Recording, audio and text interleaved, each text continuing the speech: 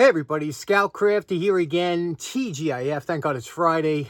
Made it through another week. We have a interesting show today. We're picking up on a few things that we have to close up for the end of the week, and I hope you enjoy it. So let's get started right away. Okay, next up, Poor Man's Flea Market, you know, where I go on my walk at night and find people's garbage. There's this guy who's going to be moving soon, and he's a woodworker. And I know because I found a bunch of woodworking stuff over the last couple months in his trash, and here's no exception, two sanding belts. I'll show you what I'm going to use those for. But this, I also found a 4-foot fluorescent fixture, you might remember, and I found this yesterday. Now, these reflector lights are fantastic. I have at least 15 of them around the shop to fill in dark areas. You know, the regular 4-foot fluorescent fixtures are great, but sometimes, or the LED, but these things fill in and they're inexpensive. Well, they used to be a lot more inexpensive. They went up a little bit in price, but if you pick them up, they're really good. Let me show you how good this is and why you need one, at least a couple in your shop. And let me clean this up real quick. Now, these clamp lights all basically have the same thing in common. They have a spring mechanism that has the clamp that you could clamp it onto a beam or something in your basement. With a little knurled ball, and in here there's a screw that holds this, clamps onto here. So if this is ever wobbly, you tighten up on the screw and that'll tighten it right up. And then this goes onto the socket, usually just by unscrewing like that. That's all there is to it. They're kind of bulletproof. It's funny, years ago they were much stronger than metal. This is a pretty old one. The new ones they make today are tin foil thin.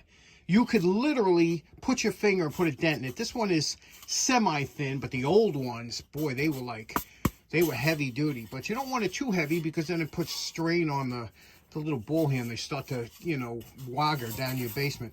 Let's clean this up, and check out this bulb. This is an old LED Philips. I remember I bought, Philips. I bought a set of these brand new. What do you think? You think this works? I bet it does. I bet it does. All right, let's get this cleaned up. One thing that always annoyed me about some of these reflectors, they put a sticker on the inside here, you know, and why would they do it on the reflective part? Why not the outside? But they put on the inside. This is a really sticky glue, hard to get off, and I always tell you the best way to remove that glue is Roncinol, which is naphtha, but it also has oils in it. This stuff works absolutely fantastic.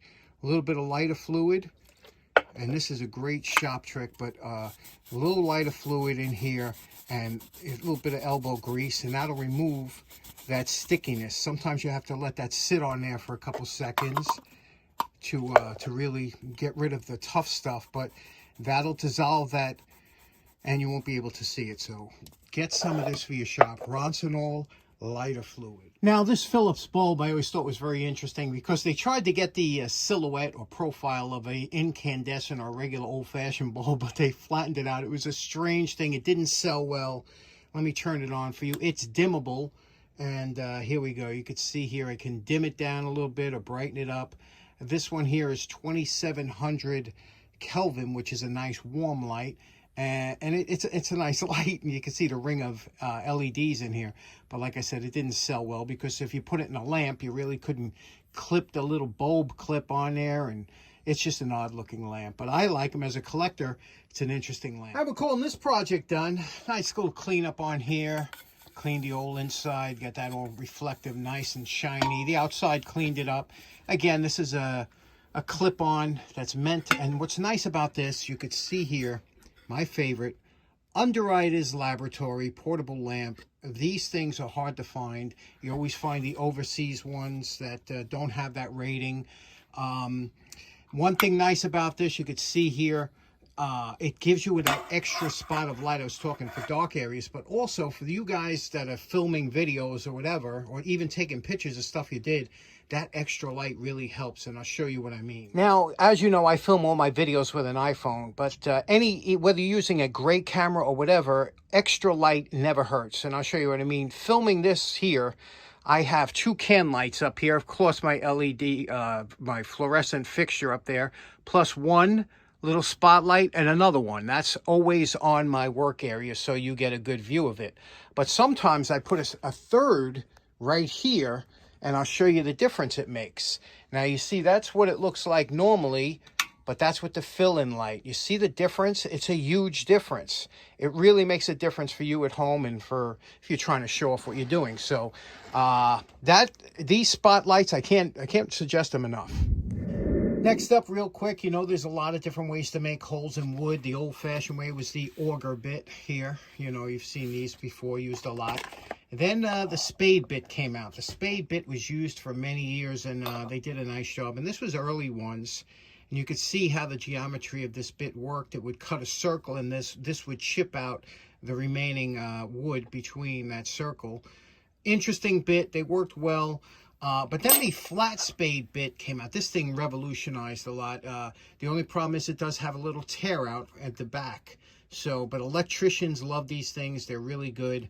The Varsna bit here is meant to give flat bottom holes. This is more of a woodworking bit, real nice. But this one here, I found Brian O'Hare gave me that box of oil cans, and in it was this.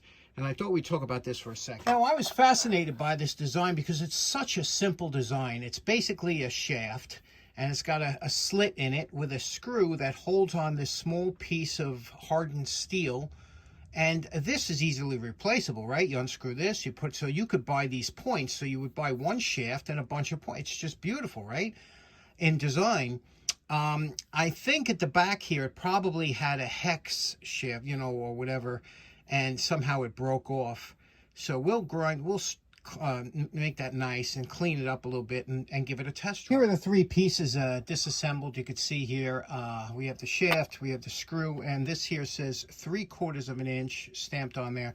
Let's put it together and give it a test drive.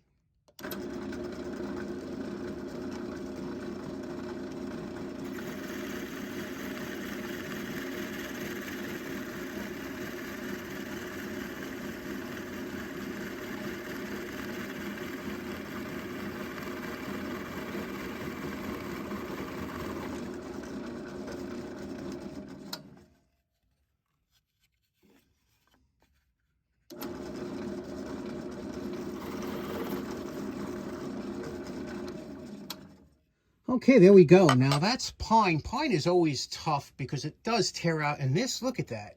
That is about as clean as hole as you get.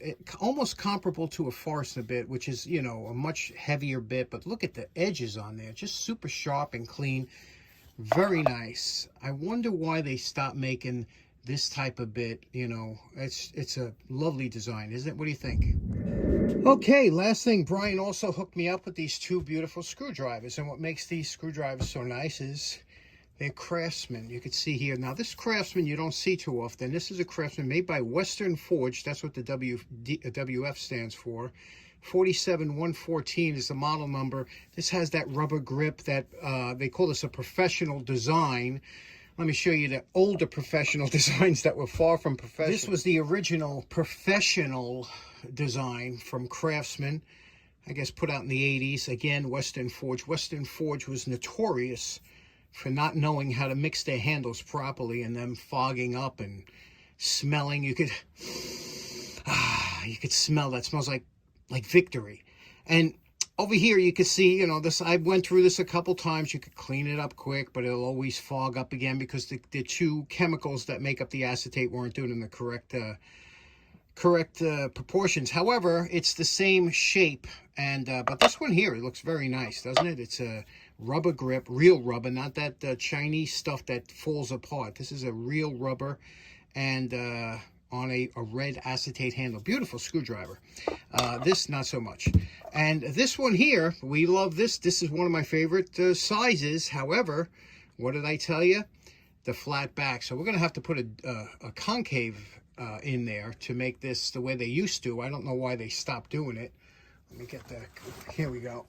This one here, we did in a previous episode, put that concave in it. That makes all the difference in the world if you're trying to screw. You put your finger on top of there and you could screw it. And this, you know, I don't know why they stopped. Okay, next up, since we're on a Brian O'Hare kick, Brian gave me a bucket of tools, and I just go through them every once in a while when I see. This thing has been on my mind for a while. This is a Master Mechanic, okay? Now, I think I've done a pliers or two on the channel before, but this one here, Master Mechanic, believe it or not, this was Ace Hardware's kind of store brand, and you could see here it's laser etched, and a lot of their tools were made in the USA, some imported, the early ones. This one here, it's really a nice feeling pliers. First of all, you do you twist test. You twist one side to the other, see how much play there is. There's very little play.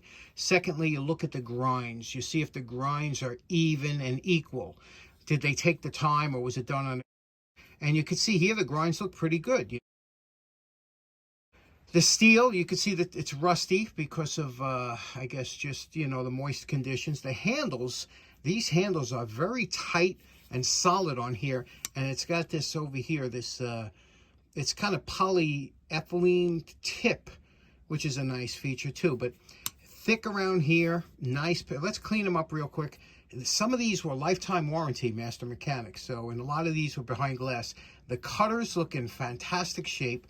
Let's do a super quick cleanup on these and give them a test. Okay, here's our post-wire brush evaluation. You see, I get rid of most of the surface rust. The problem is the staining. The staining, you have to go deeper to get that out. You'll never get that out with just a wire brush. And also, you can see here, it's got the grooves in the bottom here. I don't know if you can make that out there. There are grooves, yeah. Nice grooves.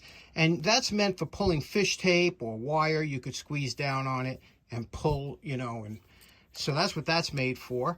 And one thing, you know, I have a pet peeve. I like all my lineman's pliers to touch at the tip. I just do. If I can't grip a piece of paper, you know, it's not. This one here is, you can see there's a little gap there. Some people don't mind that. I have a peeve for that.